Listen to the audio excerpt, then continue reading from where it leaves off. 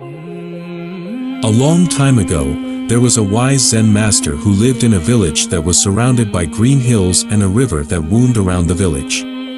People came from faraway places to get his advice because he was not only very smart but also had a special way of showing people life's secret truths. A young, curious villager went to the Zen master's simple home one bright morning with a question that had been bothering him for a long time. "Master," he asked, "what are the habits we must avoid, the unattractive qualities that hinder our path to a fulfilling life?" The Zen master agreed to share his knowledge about the 7 bad habits that everyone should try to avoid. His eyes were filled with a soft light. 1. Complacency. The Zen master said that being lazy was the first bad habit that people should try to avoid. It's surprisingly easy to get stuck in a daily pattern and become content with the way things are. He told the young man not to be satisfied with being average and to always be looking for ways to get better and grow as a person. He said it was important to push the limits and look into the unknown because that's where psychological growth and enlightenment begin. 2. Talking badly to yourself. The Zen master said that talking badly to yourself all the time could be very bad. His talk was about how the inner dialogue of the mind shapes how we see the world and truth. Instead of doubting and criticizing himself, he told the young man to think positively and give himself strength.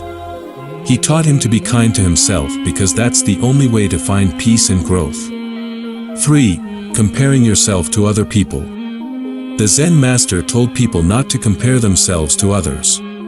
He told the young man that life's journey is different for everyone and that comparing oneself to others would only make them unhappy. He shared the ancient idea that working on personal growth and success is the way to find true happiness. He said that every step forward was a success in and of itself. 4. Rumors and telling lies. The Zen master said that gossiping and calling people names hurts not only your own image but also the community as a whole. He emphasized how important it was to stay away from these bad habits and encourage kindness, understanding, and sensitivity. Instead, he said that real peace could be found in a village where kindness grew. 5. Putting things off. He said that putting things off was a quiet time thief. Putting off doing important things could cause you to feel bad and miss out on chances. The Zen master told the young man to enjoy the present moment because it was a strong way to grow as a person. He talked a lot about the art of taking action that leads to success and how it can help people reach their goals and dreams. 6. Sitting too long.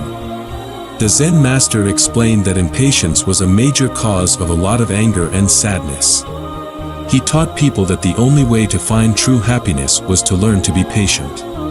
The young man learned that he could find deep peace and harmony within himself by knowing the ups and downs of life and letting it happen at its own pace. The Zen master told them that some things were worth waiting for. 7. Staying in the past or the future. Finally, the Zen master talked about how bad it is to dwell on the past or worry about the future. He stressed how important it was to live in the present, because that's where real happiness and contentment could be found. He said that the past was a collection of lessons and the future was a place where anything could happen.